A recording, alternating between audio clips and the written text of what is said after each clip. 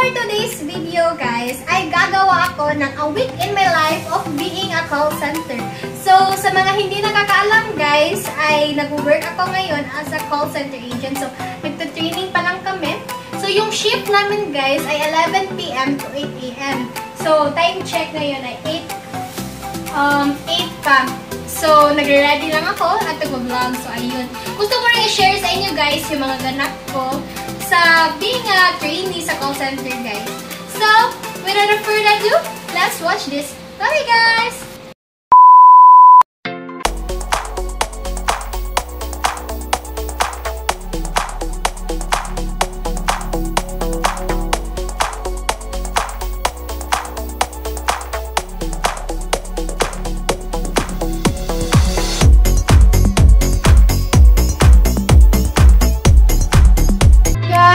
Hello vlog!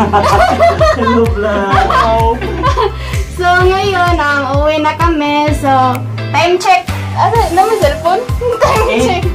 It's 8 a.m. guys. So, lunch day. Break time namin ngayon. Wayne. Hayate. Hayate. Guys, papauwi na kami. Hello vlog! Hello! Hi! Oh! Say hi to my vlog! Bye! Bye, kuya! Uy! Dali dyan! Ngayon kita namin tao! Gila-bili uy! I heard. Anong gagawin mo sa rest day, kuya? Tom? Ikaw? Ha? Anong gagawin mo sa rest day? Majuti! Uy, naman kay duty, ugma! Rest day namin, guys. 1 day lang. Hi, guys! So, ayun, kakauwi ko lang. Galing work and tapos na rin akong mag-breakfast and kain-kain muna tayo ng papaya, guys. Papaya and also, meron tayong lemon or calamansi. Lemon seed or calamansi and milk.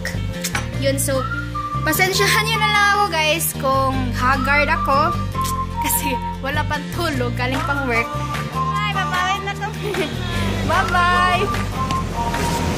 Bye! See you soon! See you!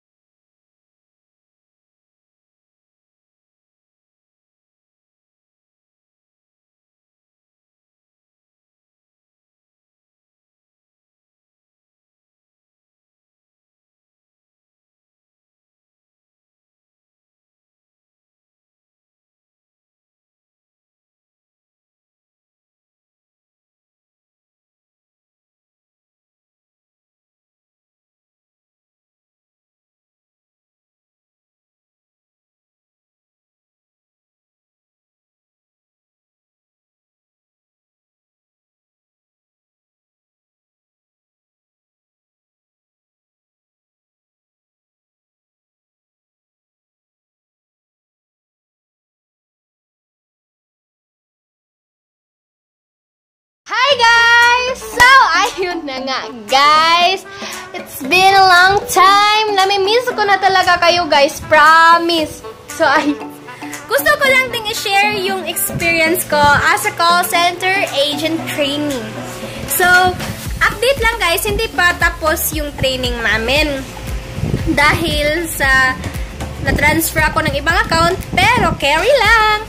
So, ayun guys, nung first day ko, like, typical na newbie ka, na excited, mixed emotions talaga guys, like, nervous ka, nag-overthink ka sa mga kasamahan mo na baka hindi mo makasundo, stricta yung trainer, ganun.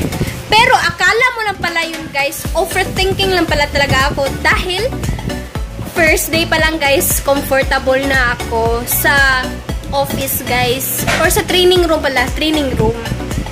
Dahil yung mga kasamaan ko parang ang easy to be with lang. Yung trainer ko napaka-jamming, napaka-friendly. So ayun guys, quick story lang. Funny story talaga ito guys. Shout out to you, Chanel Lopez. So, ito si Chanel guys at si Raiza. Sam yung tawag ko sa kanya. So, sila yung first kong na friend, guys. So, parang close na kami. Tapos, parang matagal na kaming magkakilala. So, ayun, guys. First day, guys. Gusto naming magkape. Gusto naming itry yung vento machine. Kasi mayroong free coffee. Tapos, nung pag-click ni Chanel, guys, ng free, ay! Na-shock kami, guys, dahil walang cup. Like, yung kape, kailangan palang bumili ng cup, guys.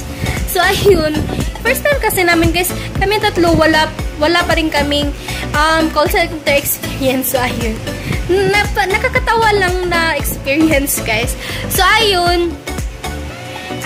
Yun, guys, akala ko napaka-stricta nila, ganun. So, ngayon, bakit ba ako nagtatrabaho? So, maraming nagtatanong, guys, na bakit ka ba nagtatrabaho, Trixie?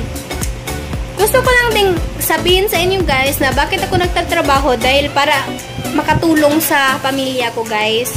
At gusto ko ring ako na yung magsustento ng tuition ko, guys, next year. Dahil para kasi sa akin, hindi fit sa akin yung pag-online class. Dahil yung strand ko, gas, tapos yung course na kukunin ko nung sa college, guys, ay business. Yun. Tapos, guys, gusto ko ring mag-cellphone. Like, lahat, guys. Marami akong goal. Kasi marami akong goal. Tapos, hindi ko naman pinagsisihan. Dahil, like, nung first time kung makuha yung sweldo ko, guys, excited ako. Tapos nung pagkita ko talaga sa sweldo ko, oh my gosh, like, ang ganda sa feeling, guys, na meron kang sweldo na nakikita sa account, sa bank account mo.